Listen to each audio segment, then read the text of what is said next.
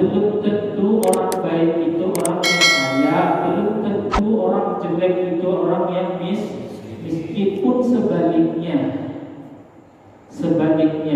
Lalu Allah dan Rasulullah menilai baik buruk seseorang dari mana kalau bukan dari situ? Allah menyampaikan melalui lisannya Rasulullah bahwa baik dan buruknya nilai seseorang itu dilihat kalau dia hidup di dapat nikmat dia bersyukur enggak, kalau dia hidup di lagi ditimpa bala musibah dia sabar enggak? Ya, paham ya? Berarti nilai kita saat ini tuh gak ada hubungannya kita lapar kan kita kenyang kan gak ada nilai.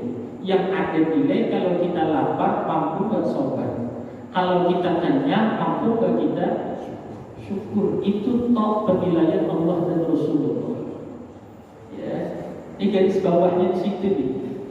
Penilaian Allah dan Rasulullah adalah apakah seseorang ketika diberi nikmat mampu bersyukur atau pada saat ditimpa bala dan musibah dia mampu bersabar, maka mereka itulah orang-orang yang baik menurut Allah dan Rasulullah. Mereka itu orang mulia, mereka itu orang mulia. Jadi yang makan belum tentu lebih mulia dari yang lapar. Yang senang hidupnya belum tentu lebih mulia dari yang susah. Yang kaya belum tentu lebih mulia dari yang miskin. Kenapa begitu? Karena Allah dan Rasulullah menilai mulia dan hinanya seseorang bukan dari apakah dia sedang kenyang atau dia sedang lapar. Kalau dia kenyang dia bersyukur maka dia kalau dia lagi lapar dia sabar maka dia mulia. Kalau dia lagi kaya maka bersyukur maka dia mulia. Kalau dia lagi miskin dia sabar dia mulia. Jadi apakah ada hubungannya penilaian dari Allah dan Rasulullah tentang mulia dan hinanya seseorang dengan hidup yang senang dan susah? Gak ada hubungan. Sampai sini dulu ya. Ini harus diyakini benar-benar inilah penilaian Allah dan penilaian Rasulullah. Tetapi ya, itu tadi koma dulu. Itu bahasan yang pertama sampai situ ya. Hadis ini Rasulullah bersabda, "At-ta'imu syakir, orang makan yang bersyukur, bimanzilatis sha'imis sabir, sama pahalanya besarnya kemudian dengan orang yang puasa yang sabar." Kesimpulannya nomor satu itu penilaian Allah dan Rasulullah tentang mulia dan hina seseorang bukan dilihat dari senang apa susahnya, dilihat dari kalau senang apakah dia syukur, kalau susah apakah dia sabar. Itu dulu koma. Tetapi penilaian umumnya manusia tentang mulia dan hina seseorang adalah dilihat dari apakah dia makan ataukah dia lapar. Kebanyakan manusia menilai yang makan lebih mulia dari yang lapar, yang hidupnya senang lebih mulia ketimbang orang yang hidupnya susah. Orang manusia kebanyakan menilai orang kaya lebih mulia dari orang miskin. Iya kan? Fakta begitu kan? Ya kan? Saya ulang. Paham tadi penilaian Allah dan Rasulullah kayak apa Rasulullah menilai seseorang? Ya kan? Sekarang ternyata umumnya kita manusia menilai orang mulia dan hina dilihat apakah dia lagi kenyang atau lagi lapar. Di mana-mana umumnya pasti mengatakan orang yang kenyang lebih mulia dari orang yang orang yang hidupnya senang lebih mulia dari yang hidupnya orang kaya lebih mulia dari orang. Ini penilaian siapa? Umumnya manusia. manusia menilai seperti itu. Ya enggak? Samakah dengan penilaian Allah dan Rasulullah? Enggak sah? Berarti di sini ada dua penilaian. Itu di satu hadisnya dia kita belajar Rasulullah ajarin kita bagaimana menilai seseorang supaya jangan salah menilai.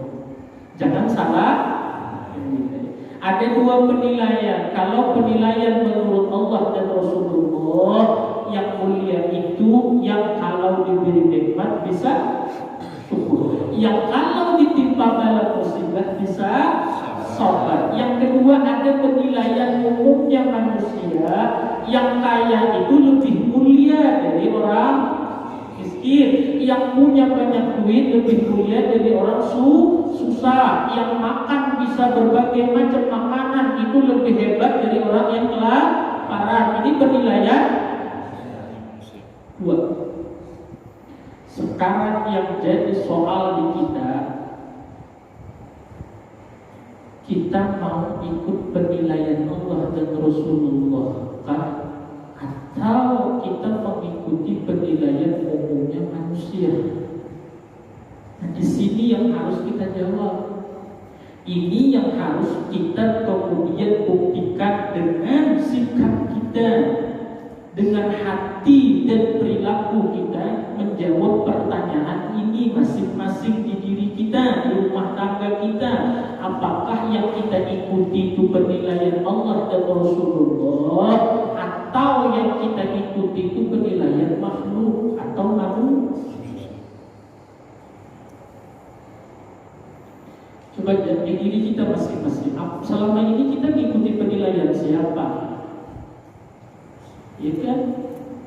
Nah, apabila kita selama ini yang kita ikuti adalah penilaian yang makhluk, yang umumnya makhluk itu memandang dan menilai di mana-mana orang kaya selalu lebih mulia dari orang miskin, orang makan selalu lebih mulia dari orang lapar, orang sehat selalu lebih hebat dari orang sakit. Bila yang kita ikuti adalah penilaian itu, maka otak kita akan berpikir habis-habis sekeras-kerasnya bagaimana caranya supaya kemudian mulia.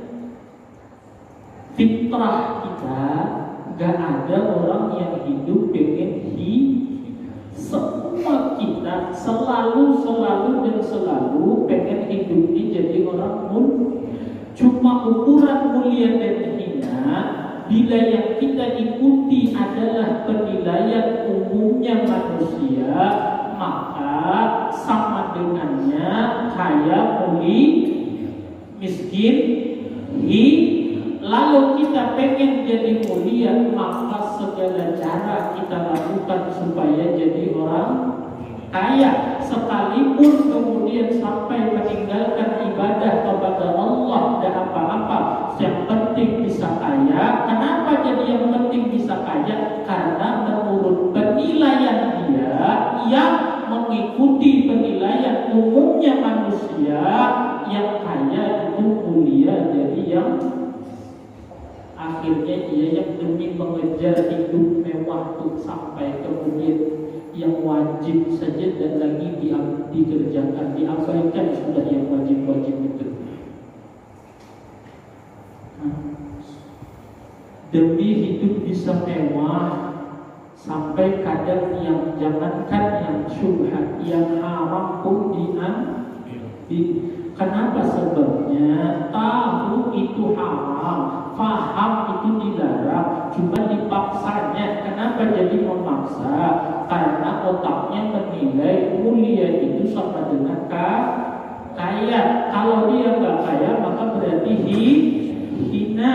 Maka segala cara dilakukan supaya jadi orang kaya, segala cara dilakukan supaya jangan lapar. Kenapa? Dianggapnya, dinilainya lapar itu hina. Nah, penilaian siapa itu? Penilaian umumnya. Pertanyaannya, samakah dengan penilaian Allah? Berbeda. penilaian yang benar, pasti semua kita sepakat Allah dan Rasulullah yang paling benar dalam penilaian. Berarti kalau kita menilai dalam otak kita yang mulia itu kaya, yang hina itu miskin, berarti salah menilai. Kalau salah menilai, maka salah menyikap. Rumus kehidupan sudah tidak bisa diotak-atik, tidak bisa dirubah-rubah. Kenapa orang tahu haram kemudian? Karena penilaiannya kemudian kenyang itu mulia, lapar itu senang itu mulia, susah itu kaya itu yang mulia, kalau miskin itu padahal itu penilaian manusia. Jadi jangan heran kalau melihat manusia itu kebanyakan melihat orang kaya, Masya Allah, ya kan? Sampai hati kita tuh melihat orang kaya itu kita kayak berasa hinanya luar biasa. Kenapa? Kita enggak. Kita nih orang miskin susah. Main ke rumah saudara kita yang kaya. Kayak apa? Rumahnya kemudian lantainya 6. Juga mobilnya tuh sampai parkiran tetangga dipakai buat parkir, kebanyakan mobil. Kita datang pakai motor, kita nggak pede datang pakai motor. Malu kita, karena merasa pakai motor hina. Kenapa? Datang ke rumah orang yang pakai mobil. Berarti kita ikuti penilaian siapa? Berarti salah. Dia depan orang kaya itu berasa kemudian apa namanya? Jadi kurcaci dong. Kecil banget, atau kurcaci kan? Yang suka kartun. Dia depan orang kaya itu kecil banget, karena melihat dia kan. Makanya keras ancaman Nabi kalau orang tunduk kepada orang kaya semata-mata karena kekayaannya, semata-mata karena kekayaannya. Saya ulang ya, sampai dalam hadis itu Nabi mengancam begini: "Maqawada'an lil-ghina." Siapa orang yang merendahkan dirinya di hadapan orang kaya semata-mata karena kekayaannya, faqad dhahaba thulutsan ini, maka hilang 2/3 agamanya. Ya, kalau agama itu kayak telur ya bagi 3, bagi 3. Kayak kue lah, kue bagi 3.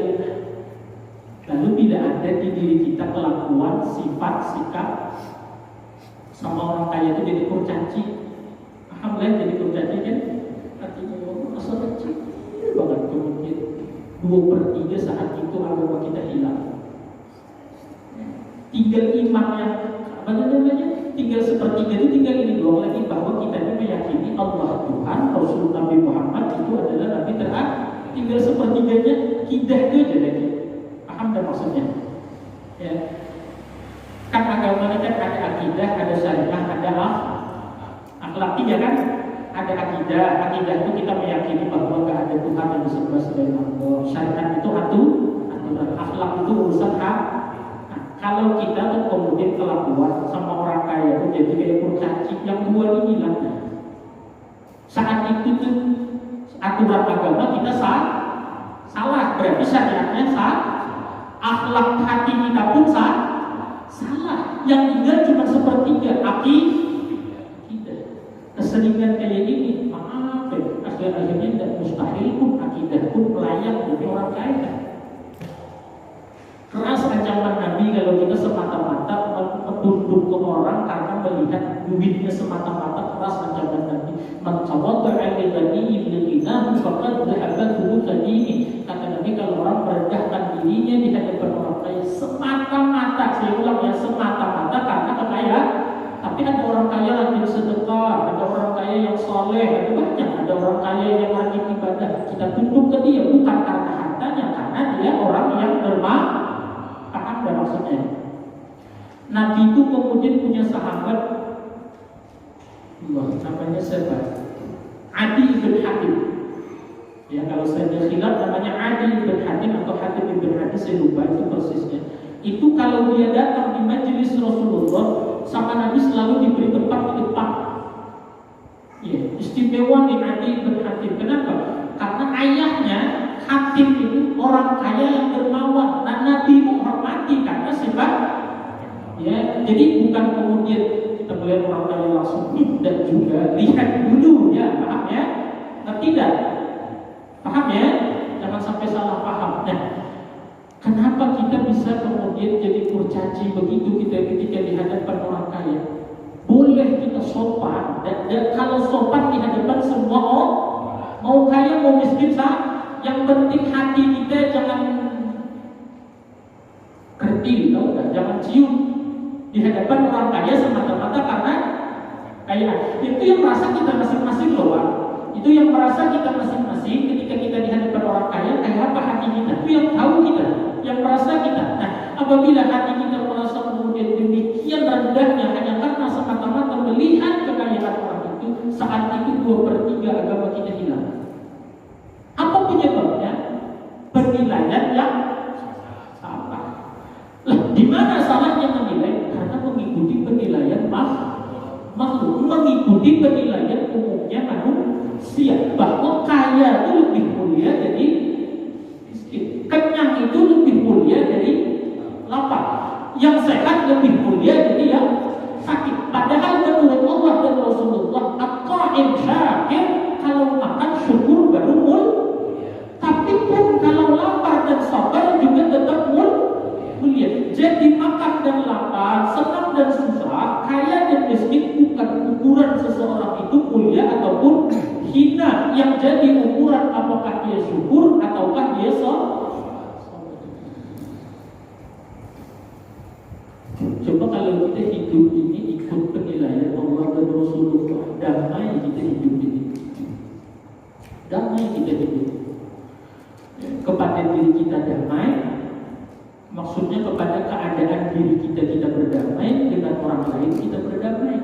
Coba bayangkan kalau kita setiap melihat orang kaya, mulia, setiap melihat orang miskin, kita pasti beda